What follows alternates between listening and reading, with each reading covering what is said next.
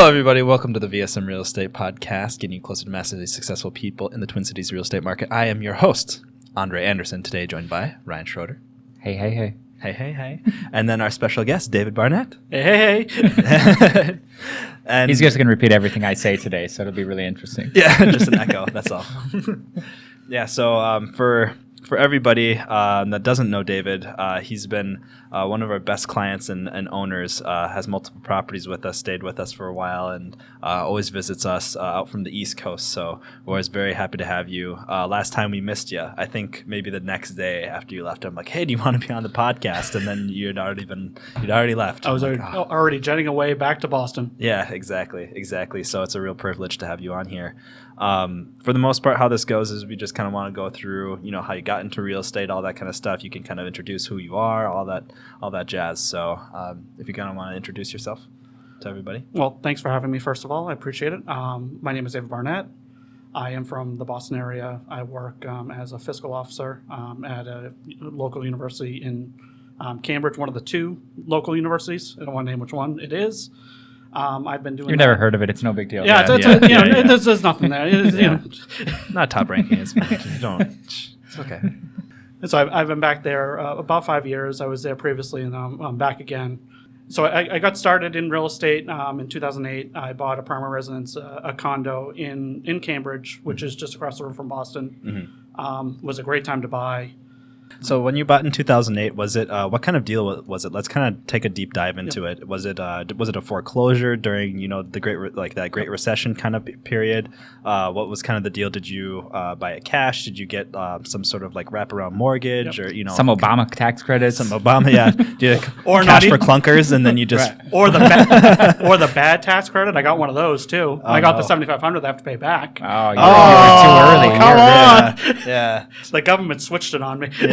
Yeah, I gotcha. Well, you could be worse. You could have been like me and bought a year before any of that and paid top of the market and then didn't get anything and had a 7% interest rate. So, So it was a very interesting deal. It was so it was a developer. So there's a lot of development that happens in the Boston area. Mm-hmm. There's a lot of condo conversions, a lot of apartments. It's a very dense area. It's very very dense. Yeah. And so I always thought they were dense over there. In Boston. Park the car in the Harvard Yard.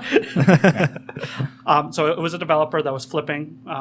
So what he was doing was he bought the property, and then as the tenants were moving out, he was condo converting them. Mm-hmm. So I was able to get in. It was an off-market deal. My realtor was good, knew it was happening, brought me in.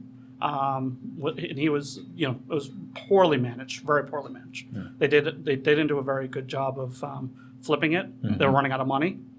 So I just walked in, took the $7,500 credit. I also, since I graduated from college about 4 months before, my income was really low. So I qualified for what's called a soft second mortgage, which is a subsidy through the state of Massachusetts, where they put a lien on your property and then you pay it back. So I was getting an interest subsidy to live because I was low income for the area. It was a great deal. Yeah. It was a great deal. Yeah, it sounds like it. Did you have to do any negotiating at all, or they were kind of belly up anyway, so you just probably... I think I got $5,000 off of it, which was fine. Yeah, for sure. Yeah. And it's a pricey market over there, It wasn't Boston's pretty insulated, just by and large. But in 2008, it didn't go down as much as some of the other markets. So it was still pretty high priced, but it's done wonders in the past 10 years or so. I'm sure. So if he was being converted from an apartment to condos and being condoed out, those sometimes are more difficult to finance in general because they have to reach a certain threshold of owner-occupant versus rental. So was it not a conventional mortgage then, or was it FHA? Or so it was conventional. It was through the state of Massachusetts, soft second. I was sort of later in the ball game for the conversion. That worked out for you then. So I was probably there's 15 units, and I was probably number 11 or 12. Okay. Oh yeah. So it was already stabilized at that point for the foundation. Yeah, for sure. Yeah, and then that just kind of got you started in real estate. But you became a homeowner, and at that point, did you think, "Oh, real estate's awesome. I could maybe rent this out somehow," or anything like that, or what was the? So I really didn't think about that. So after I bought the property, then I became a trustee on the HOA, which was really good and really valuable to be able to see how it works on the inner workings, see construction stuff. We've replaced stairs. We've had roof issues. We've had tenant and owner fights and renters, and you get to see all that stuff. The mindset really didn't shift until maybe 3 or 4 years ago, which is when I started coming out here more, seeing sort of how things were in the Twin Cities and just observing. Right, for sure. Yeah. So you kind of felt that maybe Boston was pretty pricey, and so you started looking kind of out for maybe other markets. Is that correct? Absolutely. I probably wouldn't invest outside of primary residence in Boston, just because it's probably about, so if you have a 1% rule, it's probably half of 1%. Half of 1%. Something like that, yeah. That's probably about the return on it. 1%'s getting pretty tough to find here, though, even. So, it is, yeah. So it was about 3 or 4 years ago you kind of started in the Minneapolis or the Twin Cities market, more or less. I did start in Minneapolis. But you did start in Minneapolis. I did start in Minneapolis. Yeah. In Uptown. Yeah. What was how did you first come across your kind of first deal, or how did you kind of decide on the Twin Cities market? What was the story behind that, if you could share? Sure. So I was coming out here. So I have a friend that lives in one of the first ring suburbs, and I was coming out just to sort of look and just see his family, spend some quality time. It's a pretty easy flight from Boston, from a hub of Delta to MSP, which is another hub. So it's really easy. There's no connections, that sort of stuff. So it was a really easy flight. And I started looking at the price, and it was just so much cheaper. Mm-hmm. And I know that breaks all the rules, so please don't do that. Don't just look at price and go, hey, this is good, because you might get burned. Please don't do that. But that's really what I started looking at. And how I found the first deal, sort of interesting, is I went to an open house, which was interesting. Usually as an investor, you don't go to an open house, but I went. Mm-hmm. And it was the Foxes, who now are on HGTV, who sold it to me. Oh, this is pre-VSM. Huh. It was very interesting. Yeah. So I went to the open house with Heather, and I was just stuck around. The sort of what the condo looked like in Uptown and what my primary residence, very close.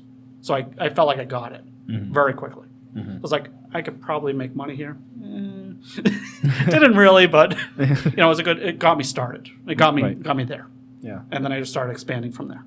Yeah, they always say the first deal doesn't have to be the home run. Now it's awesome when it is a home run, but just getting that, over the analysis paralysis, make your first move. What did you learn? Even if you break even, that's a wonderful opportunity, because you have something that's with the loan pay down, you're likely to have appreciation. I'm sure you've had, when you bought it a couple years, 4 years ago, and then of course the tax benefits too. So even if you're not getting cash flow and you're breaking even, not only that, but the experience of, getting your portfolio started and all that, just amazing, so. And you sort of get to see how it sort of all flows. So I'm I have to see it. Theory is not my strong suit, so I have to sort of see it work for me to fully understand it. And even though it wasn't a home run, it allowed me to see, okay, so this is a general rule, but this is a bad rule. Mm-hmm. This doesn't work. This works. This is how it looks on taxes. Okay. It's interesting. Mm-hmm. For sure. So what was the time period between your first one and the second one? Or how did you just finance the condo then when you were out here in the open house and everything like that, or what was the plan? So the condo was financed. I had reserves in my personal account to be able to do that.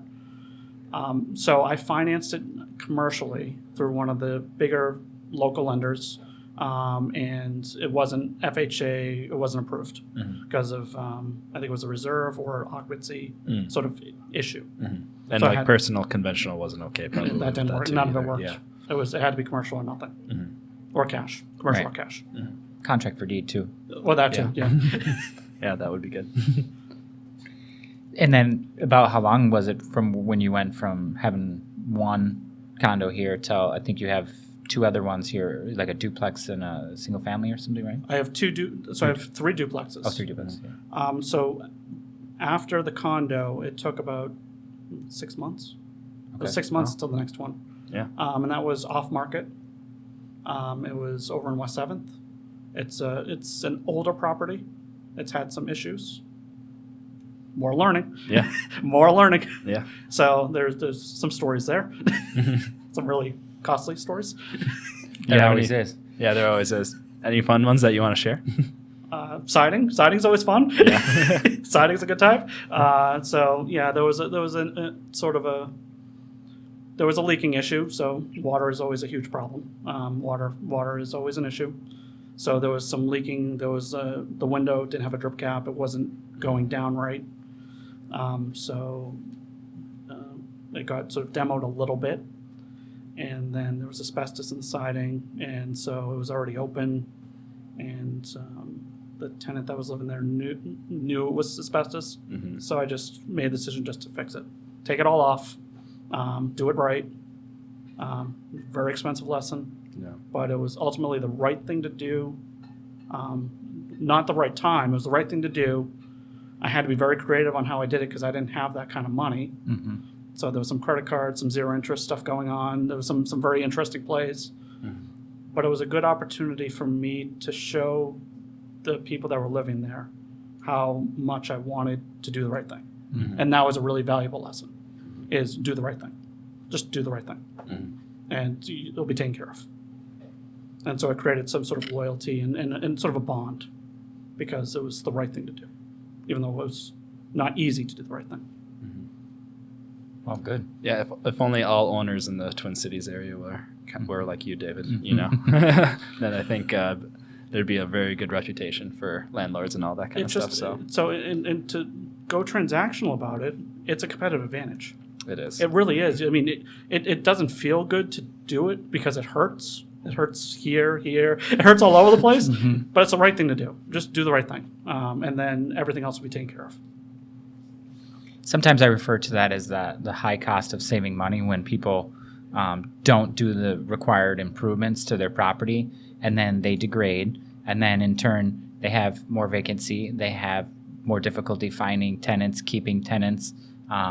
The quality of the tenants kind of starts to slip, Yep. the rents, everything, and then further deterioration will happen as a result, both to your property and to your rental income and Returns. ultimately your net operating income. So having one of the nicer properties available and competing on quality rather than price is, I found, to be the better option. So, and Andre knows one of the things that we like to do is make them really nice and then price them just a tiny bit under market value, so then you have 5-10 applicants to choose from, and or like different prospective applicants, I should say, and then pick somebody who's willing to sign a long lease and has good credit and income and stuff like that, and then kind of that's your reward for doing things the right way.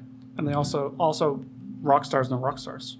Mm-hmm. So if they know you're doing the right thing and you're doing well, they probably will know other people, Mm-hmm. and they'll be able to Connect refer. Yeah. It's just it's a cycle. So you mentioned before we got into our podcast that you think that this is turning into, you called it a renter nation. Yep. So I've heard studies talking about millennials and zillennials, and the dream of home ownership is dead and blah blah blah. So what's your take on all that? So I do think it's going to be renter. I think with the advent of like DoorDash, Instacart, Amazon Prime, overnight everything, all you have to do is take your phone out and you have it within 24 hours, 48 hours, whatever it is. I think that people nowadays, especially the younger generation, and I'm on the cusp of the millennial generation, they want sort of flexibility. And I think that if you have a 30-year mortgage or even a 15-year mortgage, everything's being delayed, it seems like. Starting families is longer term. There's student loan debt, which is a huge issue. Yep. There's a lot of issues going on at the same time. So I think there's going to be sort of a built-in market and maybe even a longer-term market for people that decide to rent instead of buy. I think, looking at what Minneapolis has planned for their city, it seems like they're preparing for that being the case by increasing the density that they're allowing on everything. I think that behooves rentals, right? I mean, Yep. What are the chances that somebody's going to do a 4-unit condo building on a residential lot as compared to, doing more of a rental? Yeah. And then also going away from cars and doing more Uber and Lyft, like ride sharing. And I think they call it the sharing economy, where, like you said, DoorDash and, Uber and renting and everything is all about flexibility and in and out, not long-term commitments and things like that. So that's interesting. I mean, I personally don't live that way, so so it's kind of foreign to me, but I'm happy that it's moving that direction because it creates an opportunity for people who want to be on the ownership side. And I see it a lot in the Boston area specifically, where it's more. So the Boston area is really heavy on the universities, and it's postdocs, research assistants, and undergrads. So you have like a new cycle every 4, 5, 6 years. Okay. So there's a lot of movement that happens, and it really doesn't make sense in my mind, at least, to buy something if you're only going to be there for 5 or 6 years, unless your parents are buying it and they have capital to be able to do that, which some do. Because the transaction cost of buying and selling will, eat away. You might as well just.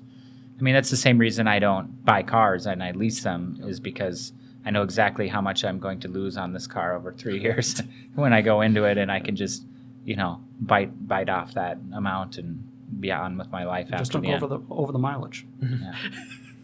That's why you got multiple cars, right? Yeah. So, yeah. Oh, this like this that. one's closed. This one's Allegedly. closed. Allegedly. Yeah. I just get rid of it when he needs an oil change anyway. So it's I'm trading you in.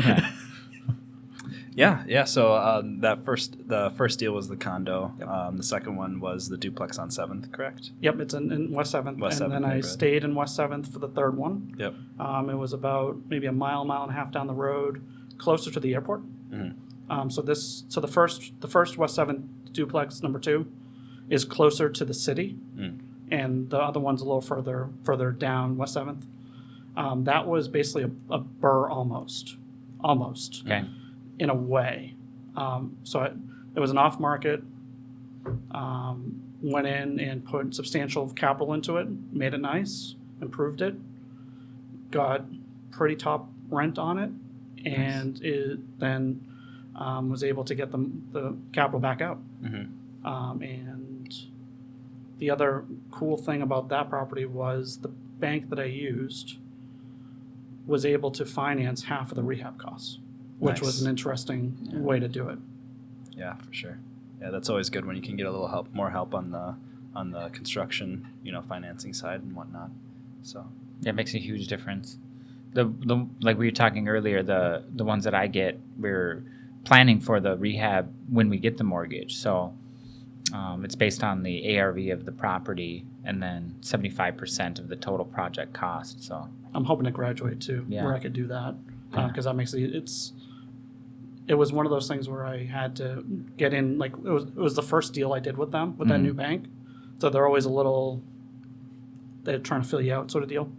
But they've been really good to me. So I'm hoping that I can. And did that rehab did you say, was that a second or did it get rolled into the first after? So it's a second because there's a prepay. Okay. So I personally guarantee and there's prepays. Okay. So it's not the best financing, but it works. So it was an unsecured note on the rehab, and then I went back and wiped out that, and then did a second.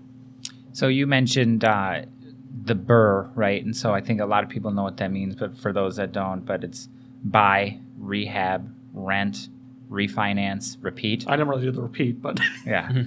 Well, ideally, if you take your money out, the second to last R, the refinance, you should be flush again, and you can go out and repeat the process, Yep, right? yep. So that's, I've never found it where you can actually usurp all of your cash out of the deal and be, completely, at $0 left in it. But if you can get somewhere between $10,000 and $20,000 of your own cash left in the deal, and then you can be on to the next, that certainly gives you a lot more velocity of capital than does if you have to keep 50 grand in, right? And so our models of what you do and what I do are very similar in that regard.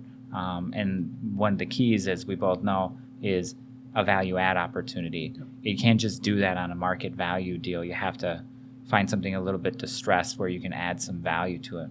I like Pepto-Bismol tiles. That's my favorite stuff. If I see that, I'm happy.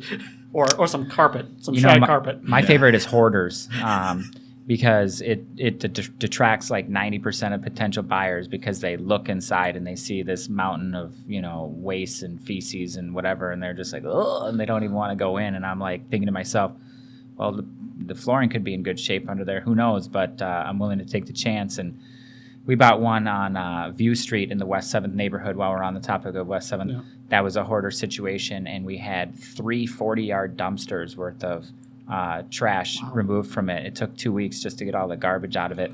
But the house looked a lot bigger and a lot nicer afterwards, and I think we bought it for $108, put $54 into it, and then sold it for $250 a couple years later. So you got to be willing to clean up someone else's mess. I always tell people, anybody who wants to be a flipper, value-add real estate investor, or any of those kinds of things, I'm like, you're going to have to clean something up. Like, I mean, that's part of the deal. You have to sort of see past certain things and just move forward. You'll see hoarder situations. You'll see bad tenant situations where they've trashed it. You'll see deferred maintenance situations where they've lived there, like you said, the Pepto-Bismol tile. It's my favorite color. Those ones actually, in a weird way, scare me a little bit more because if they haven't touched the cosmetics in 40 years, then exactly. They probably haven't touched the electrical. They probably haven't touched the plumbing. The roof's probably, bad. Snake the drain. Right. Yeah.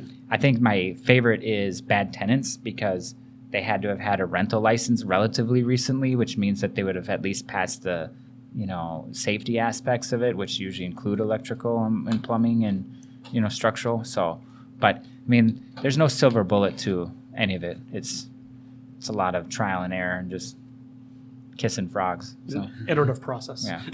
Right. Talk about iterative processes. Yeah. So what kind of advice do you have for people who have the aspiration of being a real estate investor like yourself? Because as Andre alluded to earlier, it seems like everybody wants to do what we do, but then when there comes time to get their checkbook out, they get shaky hands or something. So yeah, that's the leap. That's a great question. You just have to do it. I mean, you just have to go. It's not very glamorous to say that. Mm-hmm. I'll speak for my side of it. I think that people can do analysis paralysis, and that's a big challenge. Mm-hmm. Is you sort of have to. So part of my strategy was to do a smaller deal as a condo, just to get my feet wet. To then, if I really mess it up, it's like this big. Yep. It's not very big. Right. So if I mess it up, oops, I missed. I won't do that again, but I'll try another one. So I think if you start smaller, I like to start smaller, especially in a new thing, to then be able to build the building blocks. And then you just have to do it. Just do it. Nike. Don't come after me, Nike. Yeah. No, it's actually free advertising for them. So, I mean, you should go after them, right? Be more worried about MIT, all right? Yeah. I don't know if they have a patent or a license or IP or something on that. No. Yeah. I'm sure Nike does, but I think we're safe.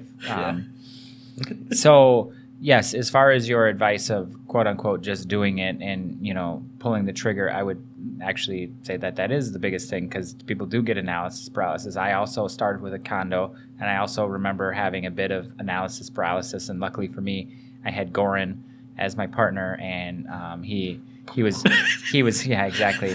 He was. Let's go. I always joke with him and I say he never found a deal he didn't like. So he pushed me to be comfortable with things that I wasn't comfortable with, and then I slowed him down a little bit to actually do a little due diligence and just make sure we cover our asses on things. But as soon as I bought it, I was like, wow, this is pretty easy. And the ironic thing is, it was a 2% deal in hindsight, and that wasn't even a metric that I was aware of.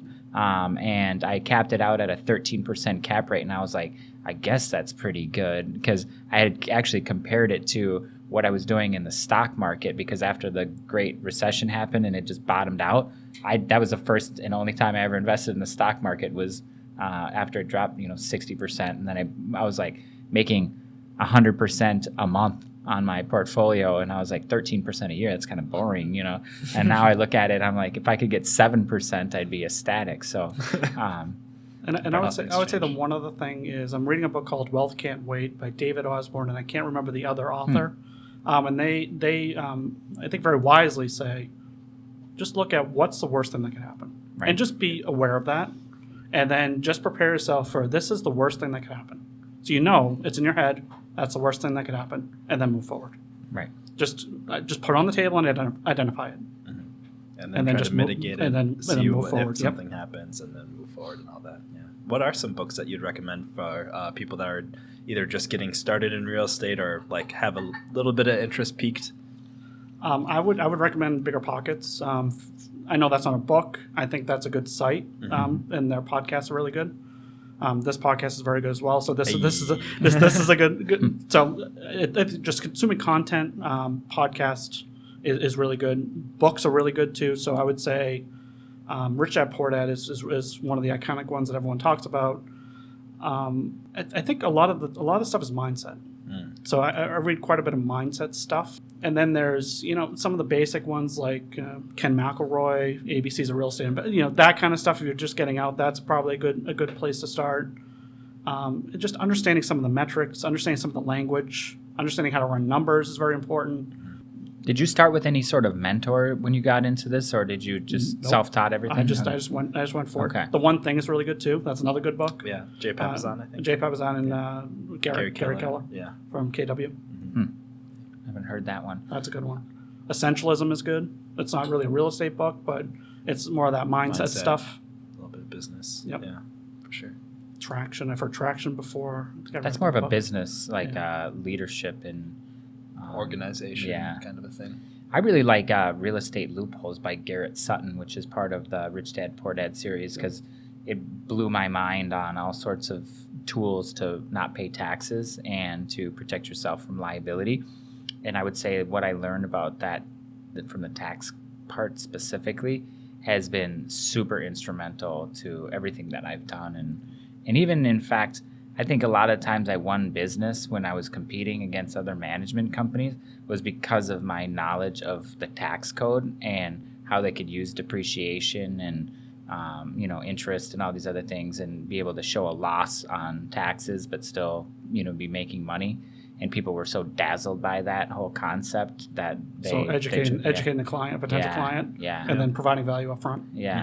Exactly. And I remember one time we did a little experiment where we did a secret shopper type of thing against some of our competitors, and it was pretty funny to see their approach to ours. I was going over there, spending an hour and a half educating people on all the nuances and giving them so much information that sometimes people would think, well, why are you giving all this information to me? I could do it myself. And I'm thinking in the back of my head, well, I'm giving you so much information so you feel overwhelmed and realize that you need me to do it for you, because you're like, shit, this guy knows so much more than me. I better just hire him, because I don't ever want to have to close the knowledge gap with him. So reverse psychology, mental games. See, exactly, see, it's staying one step ahead. So.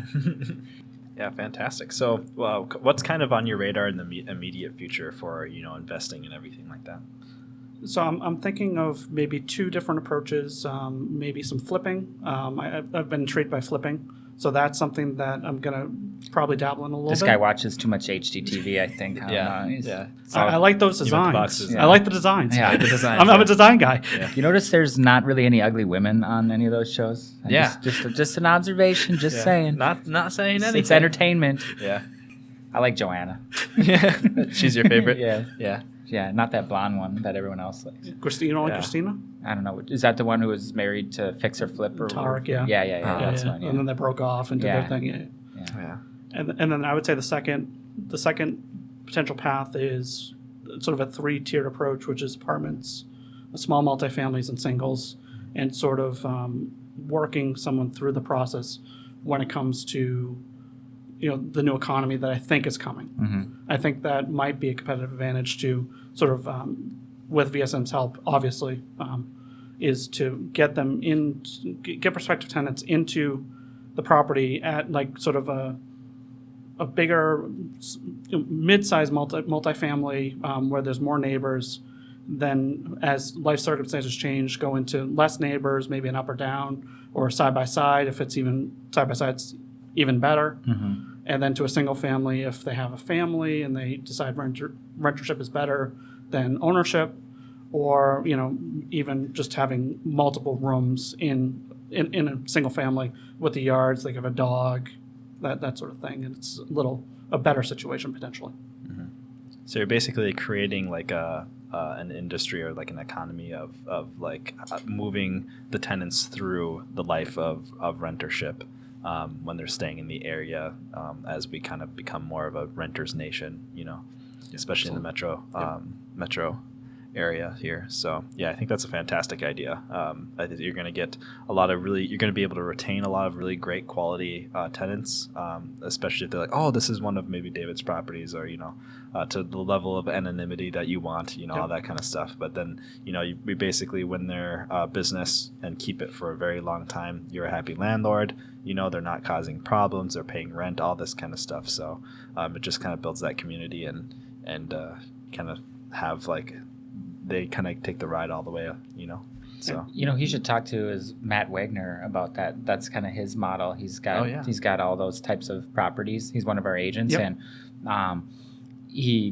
basically treats them so well and gives them such a great deal and service and all this kind of stuff that when they do want to move out, he's like, well, what about these other ones I have over here? And he's had tenants for 10 plus years and moved them around a few times and stuff like that. And so I'd say the longest tenant I have right now is probably 6 years, and I'm just so grateful that they're staying there and making my life easy. So and I just had a tenant reach out recently with the past couple of days saying, hey, I moved out.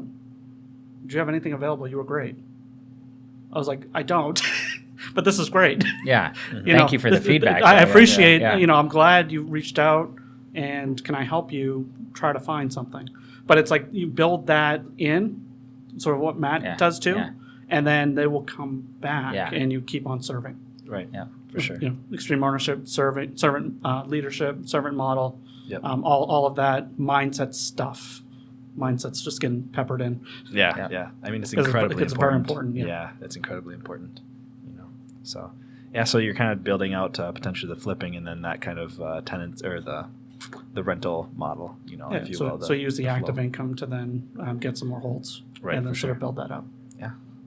If you played your cards right with all that too, the properties that you buy to hold, you can get all the depreciation and passive losses and use it to offset your earned income on the flips. Yep, exactly. That's kind of what I was hoping to be able to accomplish as well.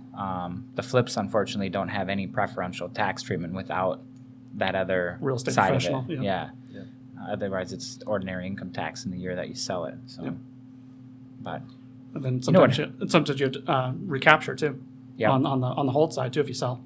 Yeah. So there's all sorts of stuff. That's why I was actually thinking lately about just doing a slight modification to my flip model to buy it and then fix it and then rent it for a year and then sell it so that I get preferential tax treatment on the long-term capital gains and have the ability to do a 1031. The only downside is that you kind of slow the velocity of your capital. You can't really churn it quite so well.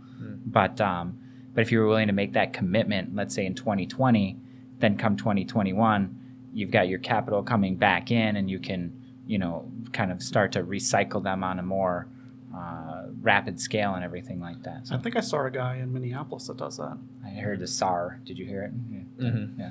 Mm-hmm. Who's doing it in Minneapolis? SAR. It was SA with an R. Got it. Go on. SA. I was waiting to just jump on you for that. You trying to get one? You got one. Yeah. You caught? I think his name is Bruce Run. Okay. I've never met him. He's on Bigger Pockets. Huh. Oh yeah. He's a GC. Yep. So he'll go in and renovate them, and he'll hold them for a year, and then he'll dispose of them. Yeah. You could even look at lease options and all that kind of stuff too. You know what I mean? Yeah. That too. Contract for deed. Any of that would be fine. Yeah. Contract for deed, you don't pay the tax until you realize the payment. So. Right. But I'm not a CPA. This is not tax or legal advice. Yeah. Please consult your professional. Disclaimer. Yeah. Don't sue us. So what other sort of final parting words would you have to say for somebody who, is listening and looks at you as somebody they want to be like? Happy to talk to them. First of all, that's the first thing. Please reach out. How could they reach out to you? So David Barnett, realestate@gmail.com, and then I could give the phone number for later editing too, if that works. Hopefully I don't get a bunch of people that sell my phone number. Sign me up for stuff. I'm going to get a credit card in your name later. Yep. Yeah. What's your tax ID? Yeah. Yeah. What would you say is your social? Yeah. Quick question. Sorry. Sorry, go on. So I would just say get started. VSM is very vertically integrated, which I think is very valuable. There's construction in-house, brokerage in-house, there's management in-house. So, it's a one-stop shop, which I find very valuable, especially being out of state, because I know that could all be handled within these walls. So I'm not having to sort of keep tabs on things very much. It's easier. And then just do it. Just do it, and take care of people. It's a people business. You got to take care of people. It is. You got to take care of people. Yes, sir. Well, excellent. Yeah, I'm glad that we were able to get you out from Boston and Boston. to do a podcast with us and talk about your journey in terms of from a lowly college student to a landlord of multiple properties out of state. Thank you for the VSM plug. Yeah, definitely good. Thank you so much and thanks for having me us. too. Of course, yes. Thank you so much. All right, everybody, take care. Thank you. Thank you.